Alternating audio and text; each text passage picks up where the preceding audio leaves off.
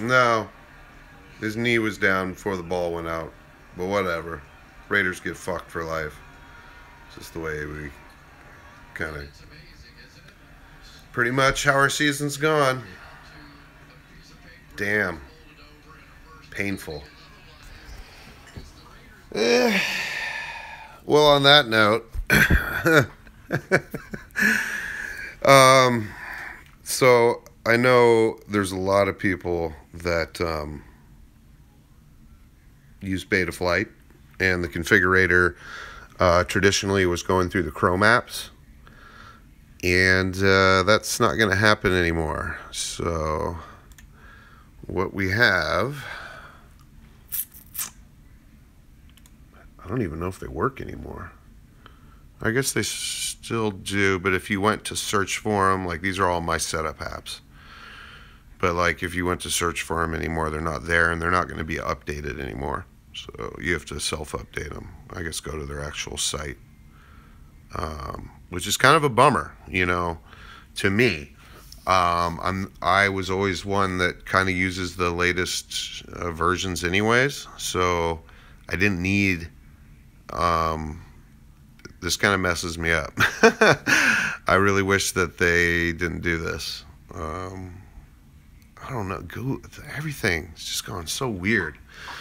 So basically the newest configurator right now is 10.0.0. So if you're looking for the newest Betaflight, that is what you should see up in your screen. And if you don't, you need to go onto Google, open up Chrome, and just do a search, and you should be able to find it pretty easily.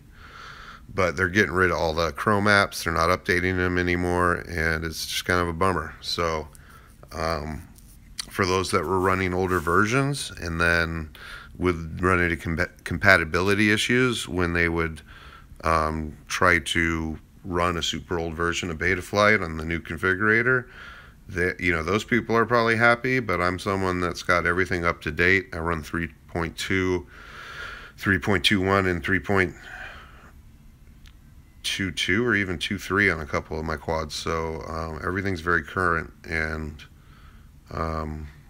yeah, so this is just a little weird. But apparently nobody used it except for the thousands of people that use Betaflight. I don't know. I smell something fishy in this, but be interested to hear what other people's talks are. So mainly what I'm going to be going over today is this is my race flight quad. It's got a revolt and bolt combo in it. It's got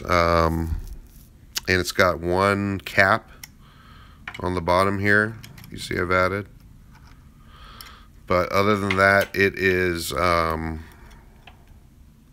just pretty simply put together.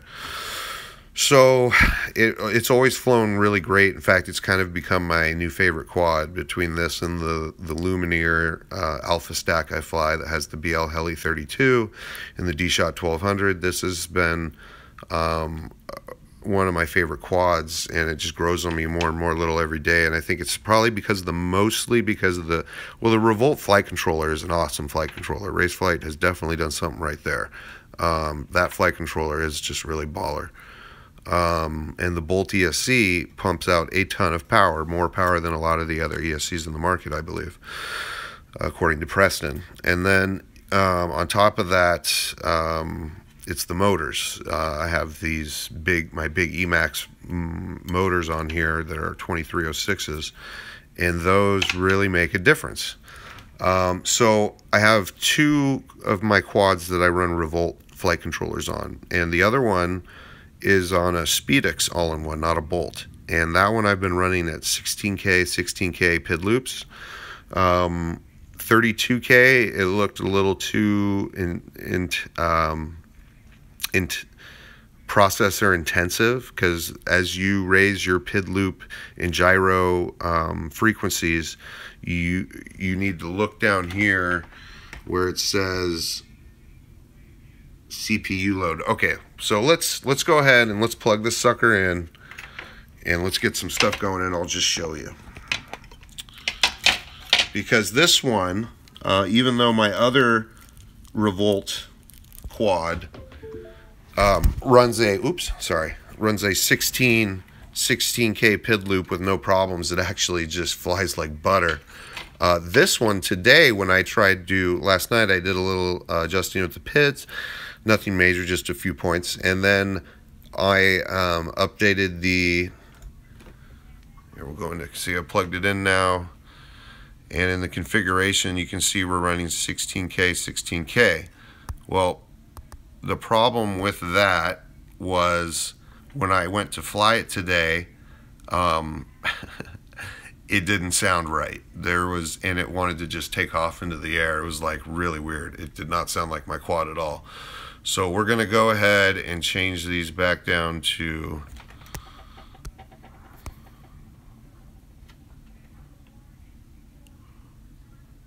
eight. Save and reboot. You guys like my plasma light? It's pretty cool, huh? And I'm hoping that now it'll be back to normal. I guess let's just see. Now look down here. Now that I'm down to 8K, my CPU load is 5%. So it's like not even using anything. But when I had it up here, let's see, just for kicks, I'll show you again. Let's say you went up to 32.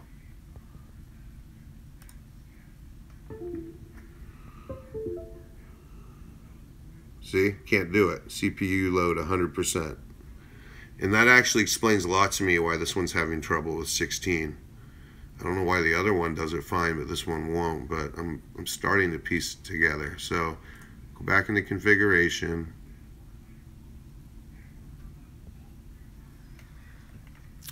Let's turn off this AK, save and reboot.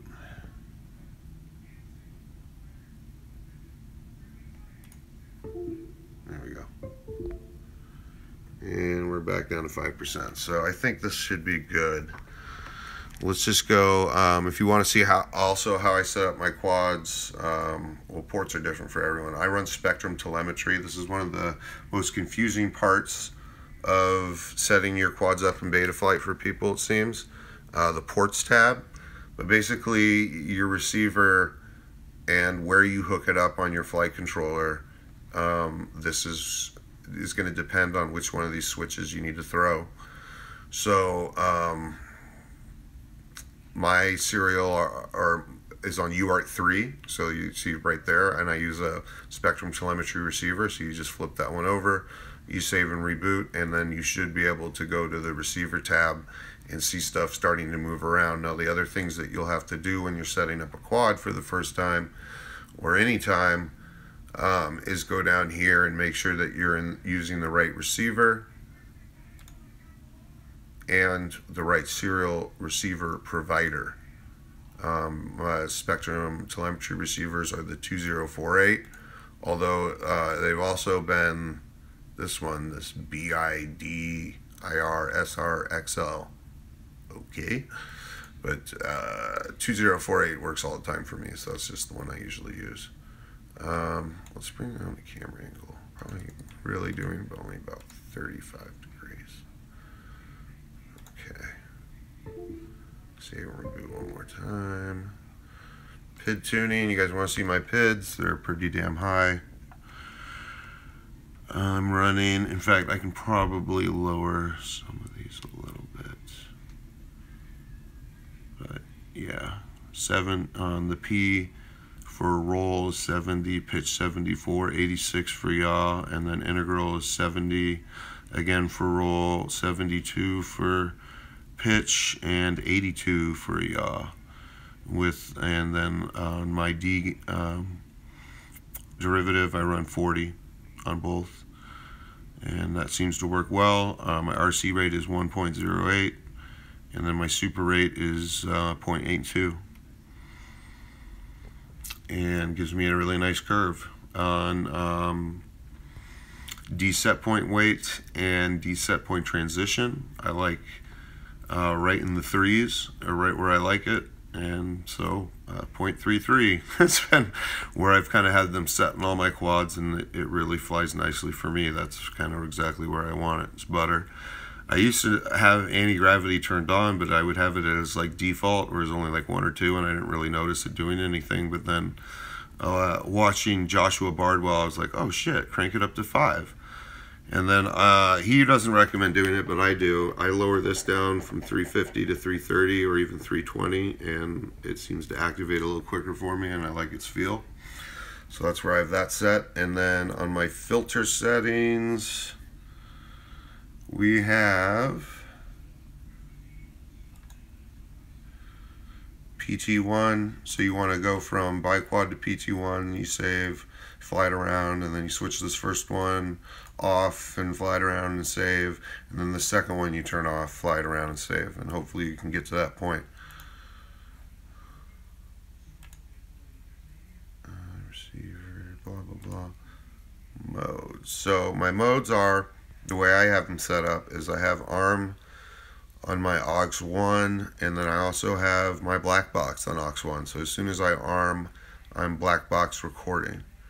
And then I do have angle set up on this one. Most of my drones actually got rid of angle, but this one I still have it on there for some reason. And that's fine. It's okay to have. Sometimes you do. Actually, no, never really. If I'm line of sight testing, I'll use it. And then I have a beeper set up on aux 2 as well. So, but that's on the far end. So actually, I can shorten that up a little bit. When I do my flight mode switch all the way up, my beeper hits, and that is also where my turtle mode or flip over crash mode or whatever the hell they want to call it is activated. And that's it. Even though I do have 8 channels on this, I run it like it's a 6 channel almost. Yeah, pretty much. So I'm only using 6 channels. And then, but I have a DX8, so if I needed to, I could put something on aux 3 or aux 4. That's pretty much it. Motor testing, I have my props on, so I'm not doing that. And let's see here. Yeah, you can see I erased my black box when I plugged it in yesterday and was fidgeting around. And that was where I attempted to fly a pack, and it was like, and it went about 6 feet up in the air, and I cut the throttle and it fell back down. But it was crazy. It was like, the only thing I could relate it to was like when I tried to turn off all 3 notch filters, and the quad didn't like it. So the only really thing I changed was the PID loop and gyro loop. I turned on the 32 because the Revolt is capable of handling that, and I changed them to 16K, 16K. Which the quad did not like with the Bolt. But with the SpeedX, it likes it just fine. So that's kind of interesting. So, okay, let's go down here in CLI, and let's just do version. And because if I go down there and I still have a problem with it, I'm going to go try reflashing the newest firmware on Betaflight for the Revolt. I think it's 3.2.3 that's out now. So right now I'm on 3.2.1, and I flashed that mid-October on this board. And then you can also do a dump.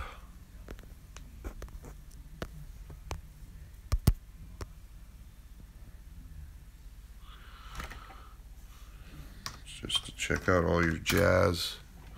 Make sure nothing's tweaky. And for those that are new to D-Shot commands and your beeper doesn't work, and when you switch it up in modes, you need to go in here, run a dump, and go up till you get to,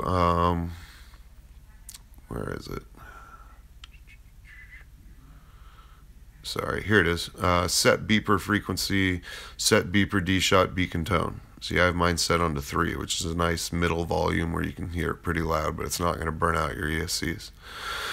But the set beeper frequency, set beeper OD equals sometimes off, and you have to turn that to equal on, and then set beeper frequency will be set to 0. You do that, turn it to 2 or 3, and the D-Shot beacon tone to 2 or 3, and then go ahead and save that, and it works real nice now. I got a beeper on my quad with no beeper, just how it should be.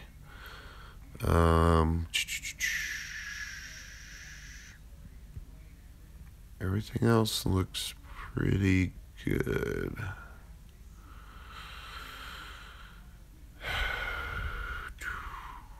TPA, everything should be good.